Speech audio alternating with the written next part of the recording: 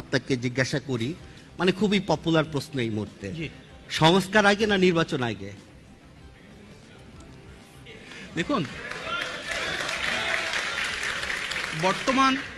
বর্তমান বাংলাদেশের মনে হয় সবচেয়ে জনপ্রিয় যে শব্দ সেটা হচ্ছে সংস্কার।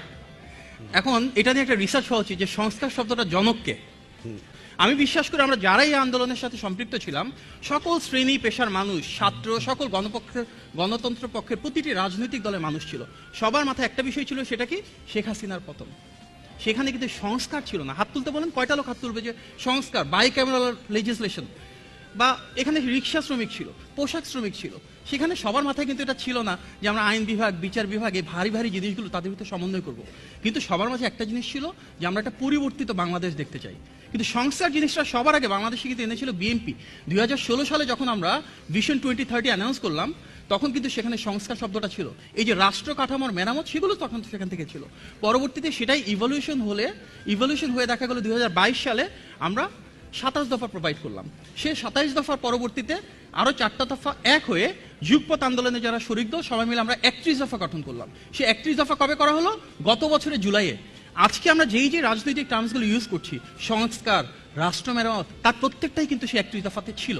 তার মানে আমি জাস্ট এই পয়েন্টটাই বলতে চাচ্ছি যে সংস্কার বলতে এখন যৌক্তিক যতগুলো প্রস্তাবনা আসছে, একটা প্রস্তাবনা আপনারা দেখাতে পারবেন না যেটা বিএনপির 31 দফাতে নেই। ওনারা যা কিছু এখন করছেন। আচ্ছা, আমি এবার দর্শকদের কাছে না, আমি একটু শেষ করি। প্রত্যেকটি সংস্কার প্রস্তাবনা আমাদের 31 দফাতে আছে। সুতরাং যেহেতু অন্তর্বর্তীকাল সরকারও সেটা চাচ্ছে এবং আমাদের 31 দফার আলোকে করা হচ্ছে, এখানে আসলে দ্বিমত বলতে কোনো কিছু নাই। ওনারা যে সংস্কার কাজটুকু করবেন, আমরা সেটাকে সম্পূর্ণভাবে সাপোর্ট দিচ্ছি। আমাদের যা যা ওনাদের পাশে থেকে করা প্রয়োজন আমরা সেটা করব। তবে সংস্কারের ক্ষেত্রে আসলে দুটো ভাগ থাকা উচিত। একটা হচ্ছে সংস্কারের প্রস্তাবনা থাকবে, সেক্ষেত্রে ডিফারেন্ট সেক্টরের প্রস্তাবনা থাকতে পারে, আর প্রস্তাবনার পাশাপাশি কিছু অংশ থাকবে যেটা কার্যকারিতা করা হবে।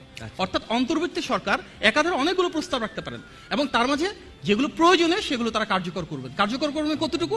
এখানে আমাদের বক্তব্য হচ্ছে অন্তর্বর্তী সরকারের প্রধান দায়িত্ব নির্বাচন আয়োজন করা, একটি অবাধ, সুষ্ঠু এবং গ্রহণযোগ্য নির্বাচন।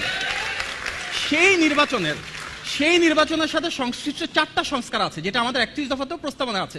নির্বাচন কমিশন, আইন শৃঙ্খলা বাহিনী, জনপ্রশাসন এবং বিচার বিভাগ।